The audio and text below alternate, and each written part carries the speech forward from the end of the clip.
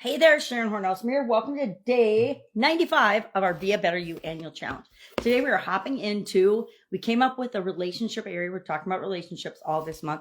And we picked an area or a relationship that we want to have be better in our life. Maybe it's one that's challenging to you right now, or maybe it's just one that you want to improve. Sometimes we are going through periods in our life where all our relationships are clicking and great. Other times, not so much. There's usually one that we want to improve more than the others. So we picked that yesterday, and today we're hopping into and applying the SOAP framework to it. One of my favorite tools for improving any area or aspect of my life, or for solving a problem, or finding solutions to things that have bothered me for a long time. I apply this process called the SOAP framework. And step one of that, which is what we're talking about today, is S for story. And story meaning, I love my backwards written graphics. Current story and our desired story. We're going to do a quick write-up for each. We're going to write a couple of sentences about what's going on right now in the relationship. And then our desired story is, how do we want that relationship to really be? Usually, it doesn't pop into our mind unless we know that we want it to be better. And if we have a vision or a picture in our mind of what we want it to look like, we can focus on moving toward that. So I did a quick write-up, and I asked a few people about their challenging relationships, and I asked if I could share them, and they said, of course, yes. I'm not going to use their last names, so nobody's going to know, even if they're their real names or not.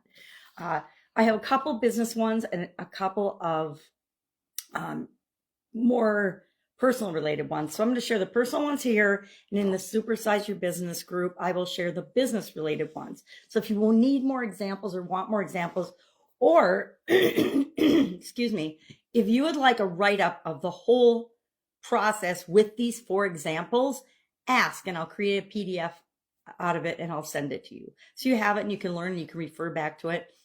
And this one will be specific to relationships, but we'll do this SOAP framework at least 7 more times this year. We'll do it more than that. We'll do it 8 or 9 more times this year, because it's a tool that you can use, and you can use it repeatedly, make it your own, install it in your subconscious. So like me, it becomes automatic. I don't have to think about each of the 4 steps whenever I'm faced with a challenge or anything right now. I dropped my visual aid, so we don't get to show it again. So let me grab my magnifying glass and let's look at Emma's story. And her relationship that she picked is with her teenage daughter. And we will share Lila's story. So I'll do Emma and Lila. They just happen to both be women. And actually, the other 2 just happen to be men in the business one. I don't know. I didn't realize that till right now, but it doesn't matter. The tool applies to all of us equally, no matter what gender we are. So Emma's current story is, she feels like her teenage daughter, Zoe, is always pushing her away. Conversations often turn into arguments. Emma feels disrespected, and Zoe feels misunderstood. They used to be close, but now there's constant tension. Can anyone relate to that? I had a teenage daughter. Now she's 31, but when she was a teenager, we definitely had some of that going on.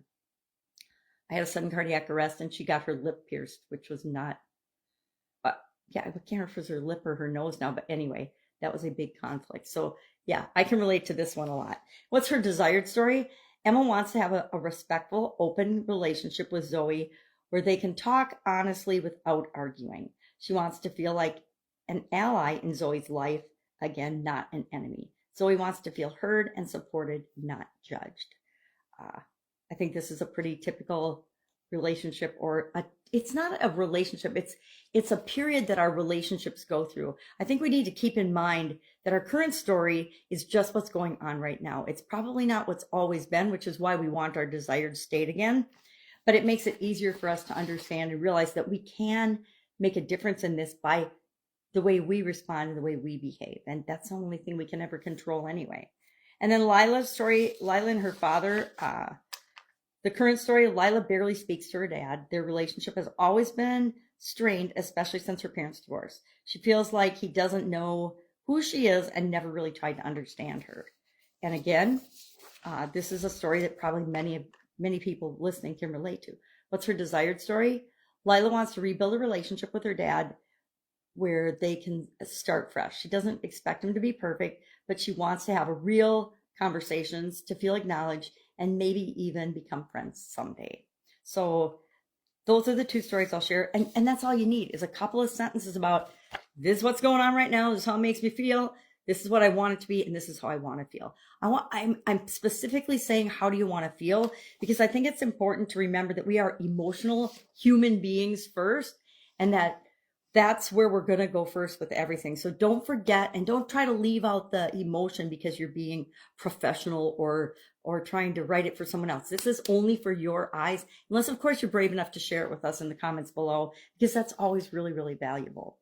I'm not going to share mine today. Maybe I'll share mine tomorrow.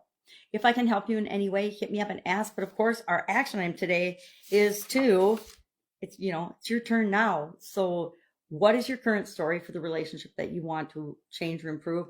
And then what's your desired story? Again, why are we doing that? Because it creates the gap between where we are and where we want to be. And then the rest of the SOAP framework days we'll use to start filling in that gap so you can achieve your desired state for your relationship. Any questions, hit me up. Otherwise, I'll be with you tomorrow. Have a great day.